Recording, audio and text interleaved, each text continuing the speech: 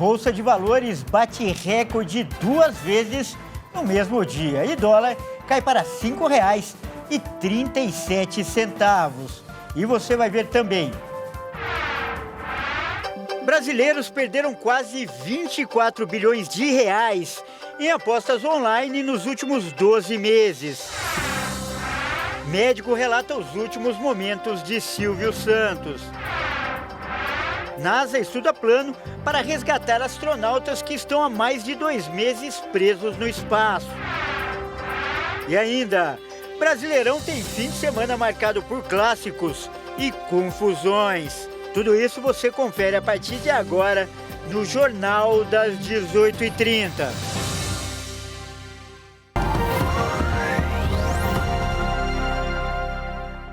Olá, seja muito bem-vindo. Nós estamos ao vivo, são 18h33 pelo horário de Brasília. Eu sou o Kleber Werneck e a partir de agora você confere comigo as notícias do Brasil e do mundo desta segunda-feira. Uma ótima semana para você. E a semana começa com boas notícias na economia. O Ibovespa, que é o principal índice de ações da Bolsa de Valores do Brasil, bateu recorde 2 vezes no mesmo dia. E o dólar ainda caiu para R$ 5,37. A semana começa com os agentes do mercado financeiro de olho nos Estados Unidos. Na quarta-feira, o Federal Reserve divulga a ata de sua última reunião, que pode dar pistas sobre a trajetória que as taxas de juros do país podem seguir nos próximos meses. Na sexta, os investidores estarão atentos ao discurso do presidente da instituição, Jerome Powell, no Simpósio de Política Econômica de Jackson Hole. Lá ele deve compartilhar uma visão mais detalhada que o Fed tem sobre a situação da economia dos Estados Unidos, que também influencia na decisão de juros prevista para setembro. Enquanto o mercado aguarda os novos dados para a economia, o momento é de otimismo e o dólar vive um dia de desvalorização no mundo inteiro. No Brasil, a moeda americana chegou aos R$ 5,37. No cenário interno, a declaração de Gabriel Galípolo, diretor do Banco Central do Brasil e principal candidato à presidência da instituição, foi bem recebida pelo mercado financeiro. Galípolo reforçou o compromisso da diretoria em manter a inflação brasileira dentro da meta. E ainda falando de economia, dados divulgados hoje pela indústria da construção civil mostram que a venda de imóveis residenciais cresceu no Brasil. Vamos ver os detalhes. As vendas de residências subiram 17,9% ao ano e 8,5% ante os 3 primeiros meses do ano para 93,74 mil unidades, segundo a Câmara Brasileira da Indústria da Construção, CEBIC, enquanto os lançamentos avançaram 7% no comparativo anual e 28% trimestre a trimestre para 83,3 mil unidades. De acordo com a CEBIC, as vendas no trimestre alcançaram um patamar recorde na série histórica do indicador, elevando o acumulado dos últimos 12 meses para 353,95 mil unidades. No segmento de imóveis dentro no programa habitacional Minha Casa, Minha Vida, MCMV, as vendas saltaram 46% ano a ano no segundo trimestre para 39,33 mil unidades. Em comparação com o primeiro trimestre, o avanço foi de 18,5% já. Os lançamentos totalizaram 44,76 mil unidades entre abril e junho, disparando 86,7% versus o mesmo período de 2023 e subindo 46,7% ante os 3 meses anteriores. A entidade destacou o acréscimo em mais de 20 bilhões de reais do orçamento para a habitação do Fundo de Garantia do Tempo de Serviço, aprovado pelo Conselho Curador no início deste mês, elevando os recursos totais no ano para 127,6 bilhões de reais, conforme anúncio do Ministério das Cidades. Segundo a CEBIC, a suplementação do orçamento do FGTS traz uma tranquilidade para o desenvolvimento de empreendimentos enquadrados no programa MCMV. E um levantamento mostra que os apostadores brasileiros perderam cerca de 24 bilhões de reais nos últimos 12 meses. Essas informações foram feitas com base em dados do Banco Central. 68 bilhões de reais foram gastos por brasileiros em jogos entre junho de 2023 e junho de 2024 e recebeu de volta cerca de 44 bilhões de reais. Com isso, no balanço entre vitórias e derrotas com bets, os apostadores perderam cerca de 24 bilhões de reais. Os valores do balanço foram calculados com base nos registrados do Banco Central. Os dados também mostram as remessas internacionais em dólar. Os analistas converteram os valores para reais, com base na cotação mediana do mês avaliado. O saldo negativo deixado pelas apostas representou 0,2% do PIB brasileiro em 2023, 0,3% do consumo total e 1,9% da massa salarial. Esses valores envolvidos no mercado de apostas brasileiros tendem a serem ainda maiores. Isso porque uma análise do balanço de pagamentos não considera o que circula no mercado interno e também desconsidera o jogo irregular. A popularidade das bets disparou após as propagandas das casas de apostas durante a última Copa do Mundo, em 2022. Um dos argumentos do governo para regular o mercado de apostas é tributar corretamente o setor. O presidente do Supremo Tribunal Federal, Luiz Roberto Barroso, convocou para amanhã uma reunião com líderes de outros poderes para discutir sobre as emendas parlamentares. A proposta é criar novos critérios de transparência na divulgação do orçamento anual.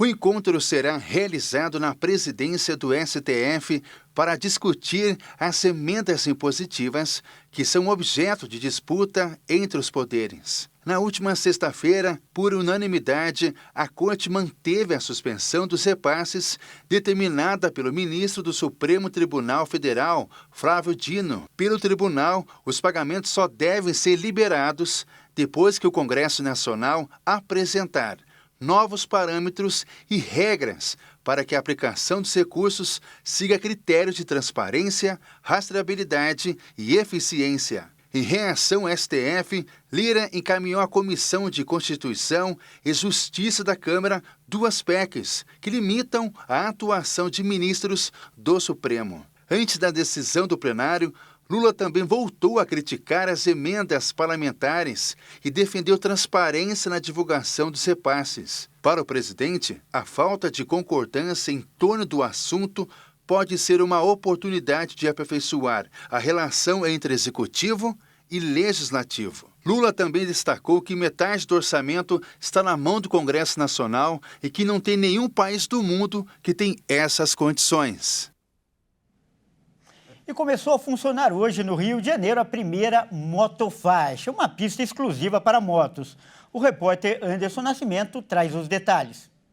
Uma novidade para os motociclistas cariocas. Nesta segunda-feira, o Rio de Janeiro ganhou a primeira motofaixa da cidade, com a intenção de reduzir acidentes de trânsito com motoristas e melhorar o fluxo. A faixa foi implantada na autoestrada Engenheiro Fernando McDowell, sentido Lagoa, na Zona Sul, tendo 2 quilômetros de extensão entre duas pistas, marcada por uma sinalização azul. Ela começa com 80 metros após a Rua Princesa Diana de Gales e vai até 40 metros antes do viaduto Mestre Manuel. Devido à quantidade de acidentes e maior facilidade de controle operacional, a autoestrada foi escolhida como o primeiro local a usufruir da nova faixa. Os radares já foram calibrados para medir a velocidade em cada ponto e os demais veículos poderão passar sobre ela apenas para mudar de faixa. O uso dela é preferencial, mas não obrigatório e com limite de até 60 km por hora. Segundo as análises com as câmeras de segurança da Prefeitura, motocicletas se envolvem em situações perigosas ao mudar de faixa e circular pelo acostamento ou entre os carros. Por isso, a importância da criação deste espaço, desta faixa, pois ali é um lugar que circulam cerca de 600 motocicletas por hora e 44% das vítimas de acidente de trânsito no trecho são motociclistas e passageiros de motos. Vamos falar de saúde agora. De cada 10 brasileiros, 6 estão acima do peso. Mais que uma questão estética, a maior preocupação é com a saúde. A obesidade é considerada uma doença crônica e que pode desenvolver inúmeros problemas, como, por exemplo, o diabetes e também doenças cardiovasculares. Um levantamento feito pelo Instituto Datafolha calculou o índice de massa corpórea de 2.012 pessoas com idade média de 43 anos e observou que 59% da população está acima do peso, mas só 11% tem diagnóstico médico. Os que já são considerados obesos são 24%, enquanto os com sobrepeso somam 35%. Entre os entrevistados, aqueles que dizem apresentar uma saúde boa ou muito boa são 64%. Os que afirmam não apresentar condições de saúde como pressão alta, problemas nos ossos ou articulações, colesterol alto e excesso de peso representam 51% da amostra. A obesidade é uma das preocupações da Organização Mundial da Saúde, já que o acúmulo de gordura corporal está associada a mais de 200 condições de problemas, incluindo diabetes, tipo 2, doenças cardiovasculares, apneia do sono, problemas hepáticos, de circulação e até o câncer. No público com sobrepeso e obesidade, 61% afirmam ter uma boa saúde e 42% declaram não ter doença relacionada ao excesso de peso. Além disso, 72% dos brasileiros dizem estar satisfeitos com o próprio peso e 46% querem perder peso. A principal alternativa considerada pelos brasileiros para perder peso é a atividade física, para 71%, seguido pela mudança na dieta, para 56%. E ainda falando de saúde, uma nova variante do HIV foi detectada na Bahia, no Rio de Janeiro e no Rio Grande do Sul. O vírus recombinante foi descoberto há 5 anos. Um estudo da Universidade Federal da Bahia e da Fundação Oswaldo Cruz. Uma nova variante do HIV está circulando no Brasil. Os pesquisadores encontraram 4 registros do vírus recombinante no país, nos estados da Bahia, Rio de Janeiro e Rio Grande do Sul. Até o momento, não foram registradas infecções por essa variante em outros países. De acordo com a pesquisa, a nova variante combina genes dos subtipos B e C, predominantes no Brasil, e por isso é chamada de vírus recombinante. Pesquisadores disseram que essas cepas têm alta taxa de dupla infecção, com pacientes se contaminando e recontaminando. Para surgir essa variante, é necessário que 2 subtipos do vírus se encontrassem em um mesmo organismo hospedeiro. Os vírus recombinantes podem ser recombinantes viáveis ou circulantes, quando se tornam versões transmissíveis. É o caso da nova variante descoberta, batizada de CRF 146-BC. O vírus recombinante foi descoberto em 2019, durante um estudo populacional em que os pesquisadores analisaram cerca de 200 amostras de pacientes infectados de Salvador. Os órgãos responsáveis pelo controle epidemiológico enfatizaram a necessidade de programas que reforcem medidas preventivas para evitar a infecção.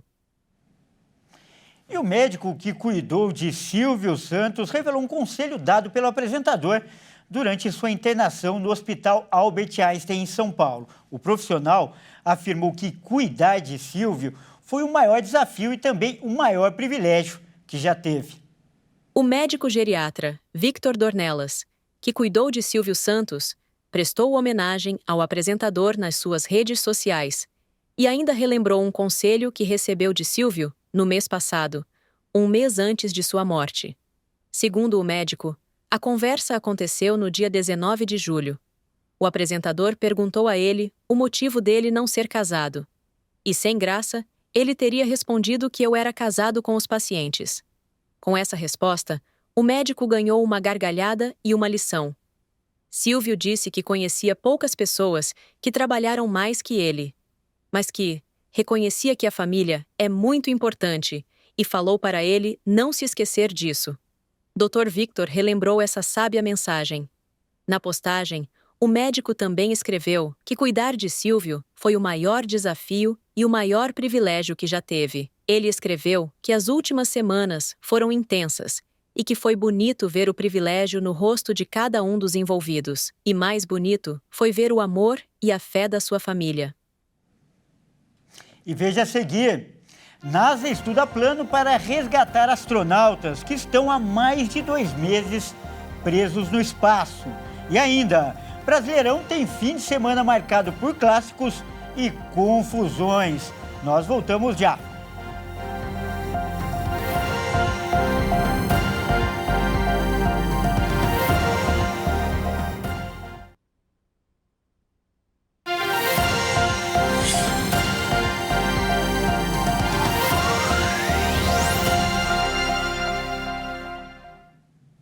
Mais uma vez, seja muito bem-vindo. Nós estamos de volta e ao vivo. São 18 horas e 49 minutos pelo horário de Brasília. O secretário de Estado dos Estados Unidos, Antony Blinken, disse que o primeiro-ministro israelense Benjamin Netanyahu aceitou uma proposta de cessar-fogo para interromper a guerra em Gaza e que o próximo passo é o Hamas dizer sim.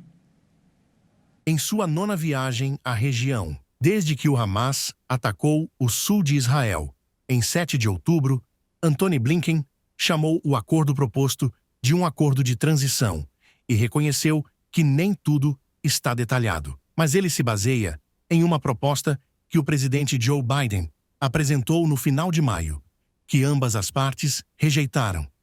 Blinken disse que os Estados Unidos da América nunca desistirão, mas que cada dia que passa aumenta o risco de danos aos reféns e eleva a chance de que as negociações sejam descarriladas.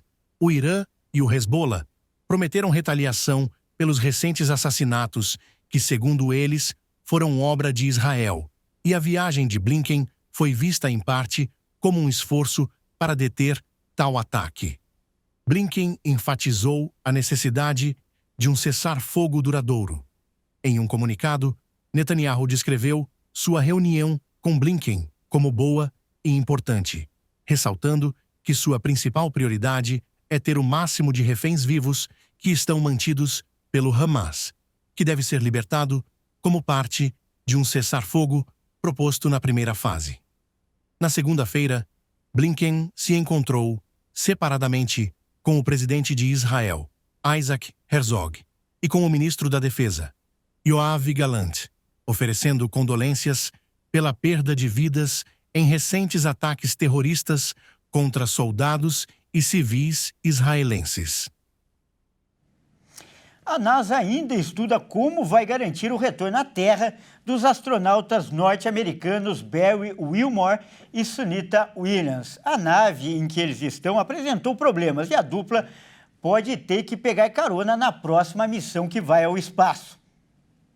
A Agência Espacial Americana, NASA, e a Boeing tentam solucionar os problemas com a nave espacial Starliner, que os levou os astronautas até a Estação Espacial Internacional. A Boeing já havia resolvido os problemas técnicos anteriores com a Starliner antes de inaugurar a missão. A cápsula acoplou a estação espacial em 6 de junho, mas problemas envolvendo o sistema de propulsão e vazamentos de hélio a mantiveram atracada desde então. A NASA trabalha com 2 propostas para trazer os astronautas de volta à Terra. A primeira seria consertar os problemas para que eles possam pilotar novamente a Starliner. É uma opção e é considerada mais arriscada, já que a cápsula pode apresentar novos problemas. Por outro lado, a segunda opção requer que eles fiquem na estação espacial até fevereiro de 2025, data em que podem pegar a carona da próxima missão. Não há dúvida de que há riscos à saúde associados às viagens espaciais, mas, de acordo com a agência espacial, os astronautas são altamente treinados para viver a bordo de sua segunda casa. A expectativa, por enquanto, é que a NASA tome uma decisão até o final de agosto.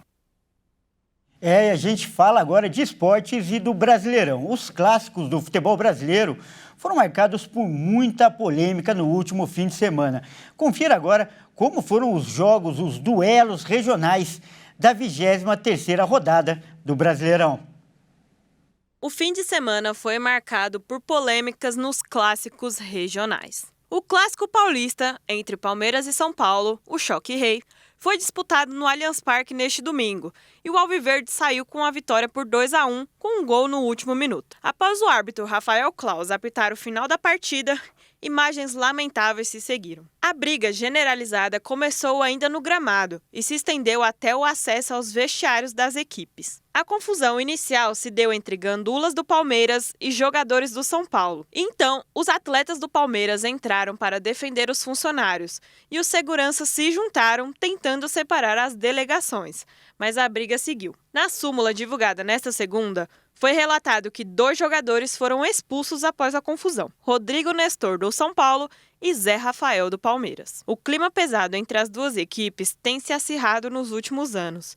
E caso ambas as equipes avancem na Libertadores, irão se enfrentar novamente. Já no Rio de Janeiro, Botafogo e Flamengo se enfrentaram e o Glorioso aplicou uma goleada de 4-1 em cima do rival. Bruno Henrique marcou o gol de empate do rubro-negro ainda no primeiro tempo e fez uma comemoração fazendo gesto de chororô, mesma comemoração que havia feito em 2023. No segundo tempo, Igor Jesus e Matheus Martins marcaram e sacraram a vitória por goleada para o Botafogo. E no fim do jogo, o goleiro reserva Gatito foi a campo para responder à provocação do atacante flamenguista, dizendo para ele ir chorar agora. Bruno Henrique havia chegado a comentar nas redes sociais que tinha levado um soco do goleiro. O Jornal das 18h30 fica por aqui. Eu agradeço demais a sua companhia. Fique agora com o SOS da Fé. Ótima noite e até amanhã.